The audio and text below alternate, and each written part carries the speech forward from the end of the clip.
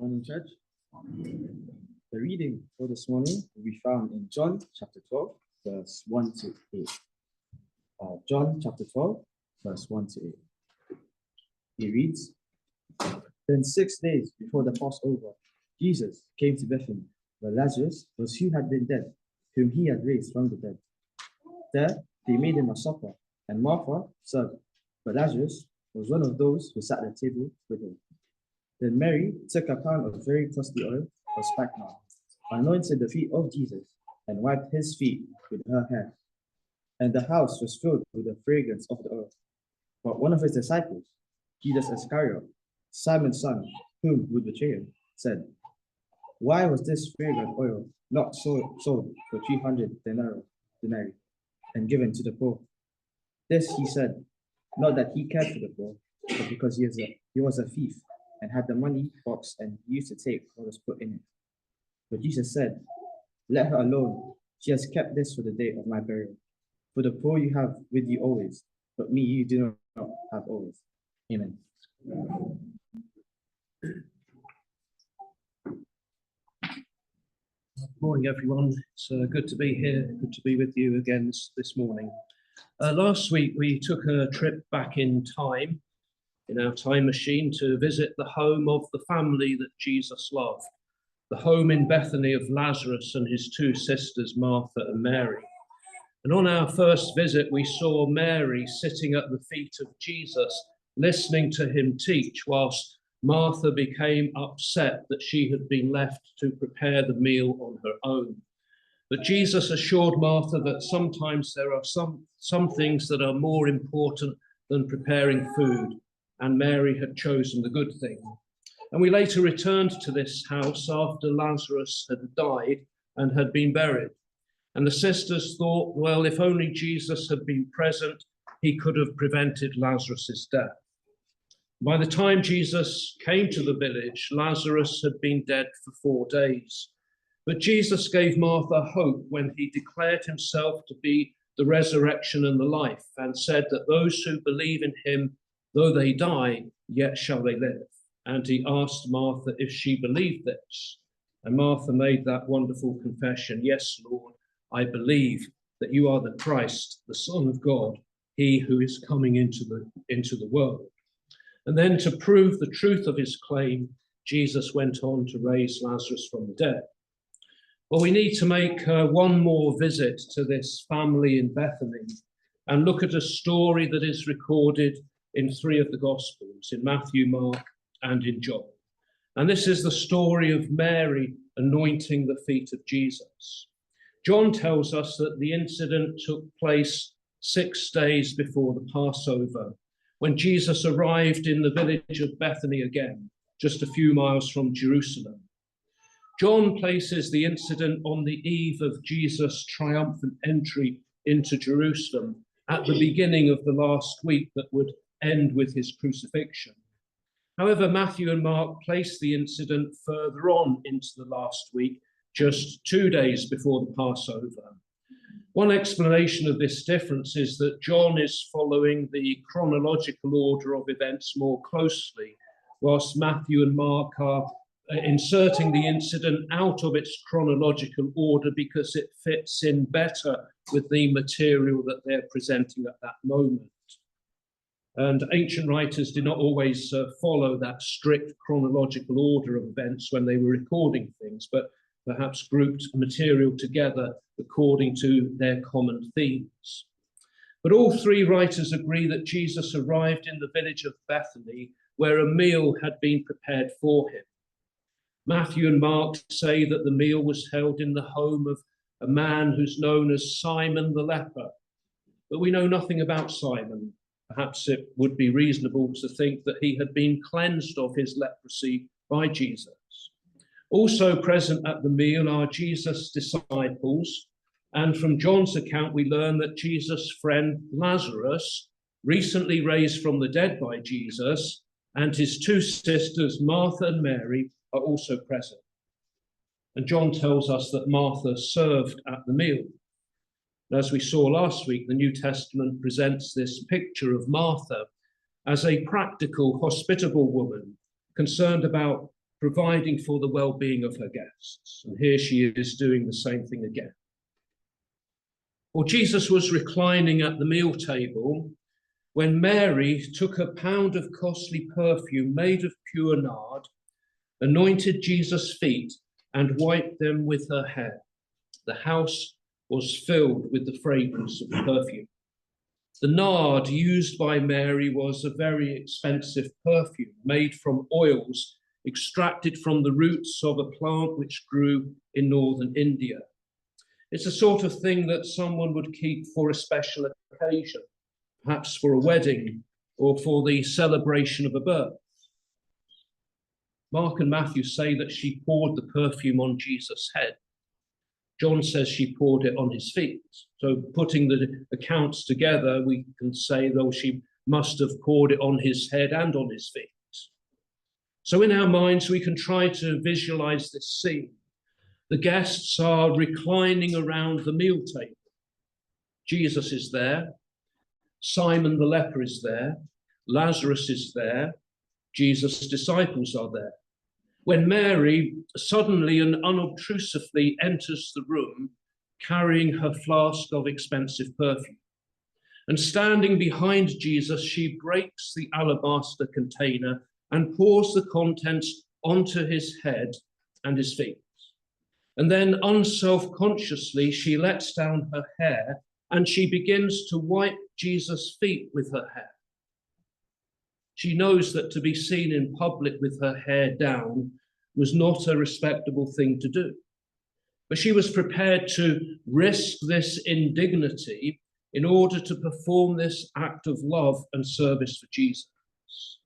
And as she does so, the fragrance of the perfume begins to spread until the whole house is filled with this beautiful aroma. What Mary has just done cannot be hidden. All the guests saw what she did, and the whole house is now filled with the fragrance. But her deed is immediately criticized by those who are present. Mark says, but some were there who said to one another in anger, why was the ointment wasted in this way? For this ointment could have been sold for 300 denarii and the money given to the poor. And they scolded him. Matthew tells us that it was the disciples who reacted angrily to Mary's action. And John is even more specific, and he tells us that it was Judas who led the complaints and voiced the strongest criticism. And John explains Judas' motive for his complaint. John says he said this not because he cared about the poor, but because he was a thief. He kept the common purse and used to steal what was put into it. So pretending to care for the poor, well, Judas just wanted to get his hands on the money that could have been raised by selling the perfume. Judas and the other disciples considered the action of Mary to be very wasteful. They complained and they murmured about what she had done, and they rebuked her. They estimated the value of the perfume was more than 300 denarii, and that's a year's salary for a laborer. In their view, it has been wasted on the feet and on the head of Jesus. Well, think of all of the good that could have been done if we had sold the perfume. The proceeds could have been used on some worthwhile project to help the poor. Surely that would have been a better use of this resource. So Mary's wasteful action has aroused their anger and their indignation. But Mary had done something that she thought was a beautiful act of devotion. But the reaction of those who witnessed it is one of anger and complaint, and they tell her so, even though it is really none of their business. This is Mary's perfume, and she can do whatever she likes with it. Think for a moment, how would Mary have been feeling at this moment? Perhaps she's feeling embarrassed. She's wondering if she has done the right thing. Maybe they're right. Maybe she should have sold the perfume after all and used it on some worthwhile project for the poor. So what she thought was an expression of love and devotion has been rejected and spurned. Perhaps you've had a similar experience or been involved in something similar. Your wife or your husband has bought you some expensive gift that they think will make you happy. But you know you don't have the money to spend on such gifts. And so you complain. Why have you bought me this? We could have used the money to pay the gas bill. So what was intended to be an expression of love has been judged as something that was wasteful, and it's rejected. And the giver of the gift now feels hurt and embarrassed and wishes that they had not done it. Well, Mary must have been feeling very dejected as she listened to this criticism of her action. Up to this point, Jesus, the recipient of Mary's gift, has remained silent. But now, knowing what they're all saying about Mary, he comes to her defense. And John records his words here. He says, "Let her alone. Let her keep it for the day of my burial." Mark records his words as this: "Let her alone. Why do you trouble her? She has done a beautiful thing to me." Their criticisms have been hurtful and unkind. Jesus tells them to leave her alone, because what she's done for him is a good act of service. It's a beautiful thing.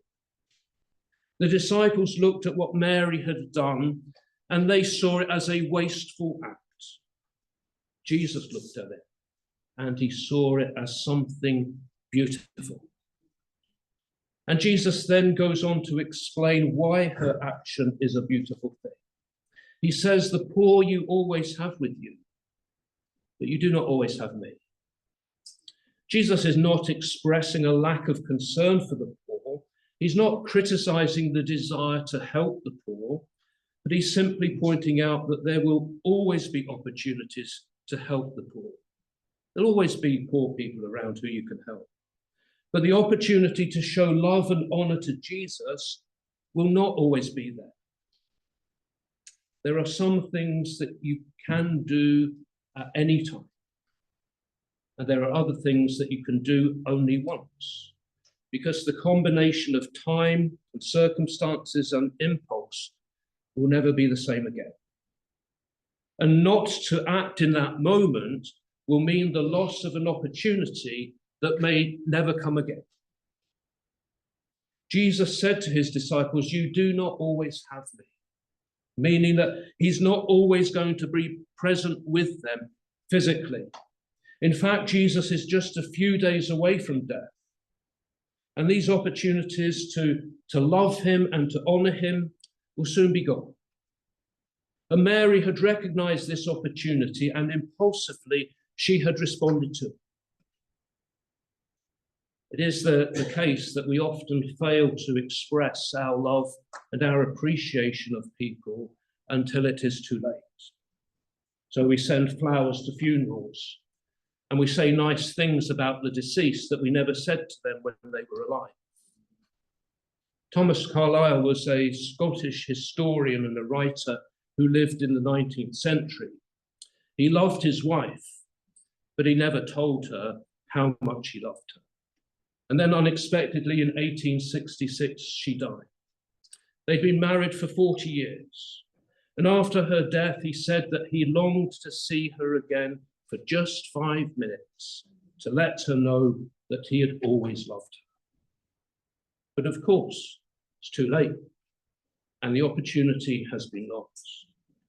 Well, Mary saw this opportunity to show her love for Jesus, and she took it. And concerning her action, Jesus said, "Let her keep it for the day of my burial."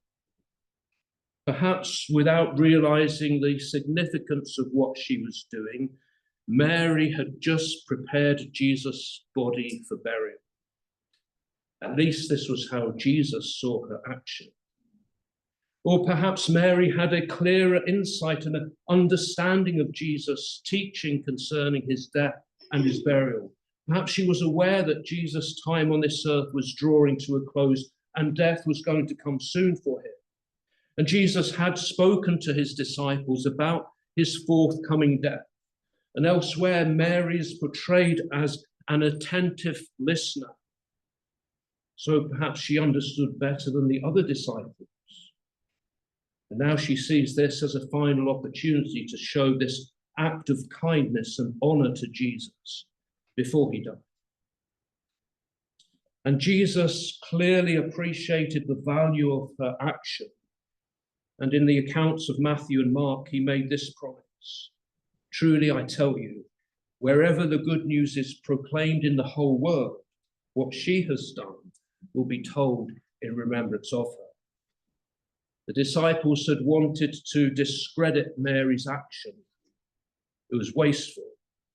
But instead, Jesus promises that her action will be remembered wherever the gospel is preached. And the fact that 3 of the gospels record this incident, and we're still talking about it today, ensures that her action will always be remembered and it will always be honored. Mary's action demonstrated her extravagant love for Jesus. Her love caused her to give her best for him. We want to give our best for those we love, our families, our children, our husband or wife, our friends. Mary gave the most precious thing that she had for Jesus. Yet even when the most precious thing is given, we know that it is still not an adequate expression of our love for him. The final verse of that hymn, "When I Survey the Wondrous Cross," says, "Were the whole realm of nature mine, that were a present far too small. Love so amazing, so divine, demands my soul, my life, my all." If we could offer to Jesus the whole realm of nature, that would be an inadequate gift for the amazing love that he's shown us. And as the hymn writer says, that what such love demands is our whole self, my soul, my life, my all.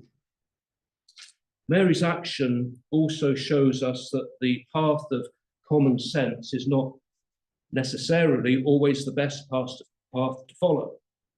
If common sense had prevailed, she would never have poured out her expensive ointment. If the disciples had had their way, it would never have happened. But sometimes we just have to be impulsive and reckless and act from our hearts rather than our heads when it comes to serving and honoring Jesus.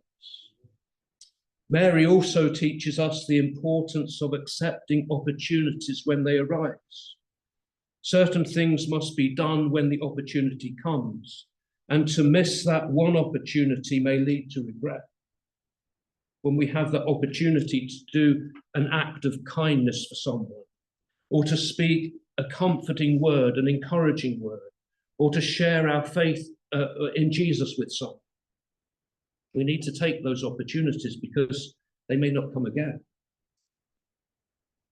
Mary's action was not valued for its usefulness or its practicality. It served no practical purpose. But Jesus appreciated it as an expression of her love and her devotion to him.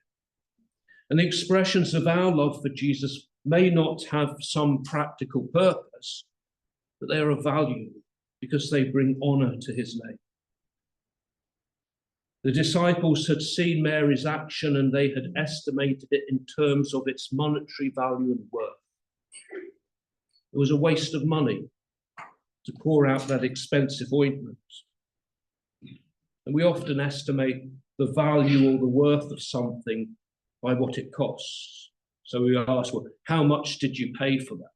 Oh, that was a waste of money. But Jesus shows us that this is not the way to estimate the true value of something. And Jesus did not appreciate Mary's action just because the perfume was expensive, but because it was an expression of her love for him. He would still have appreciated her action if it had been the cheapest perfume bought off the dodgy dealer in Wembley Market. he would have still appreciated it. He described her action as beautiful, as a good service, and he said she has done what she could. And that's all that Jesus asks of all of us. We may not have expensive perfume to pour out for Jesus. We may not have very much in terms of material wealth, and that's not what Jesus expects. Mary did what she could with what she had, and that's all Jesus ever asks of us too, to do what we can with what we have for him. And Jesus will accept that as a beautiful act of service for him. When Mary broke the flask of perfume, the fragrance filled the house. And the fragrance of her beautiful act has wafted down to us today, as Jesus said it would. An act of kindness and devotion such as hers will always have a lasting impact and a lasting effect. And so may we be encouraged by Mary's example to see things as she saw them, to see the true value of our service, and to express our love for Jesus in an impulsive and extravagant way as we have the opportunity. Thank you.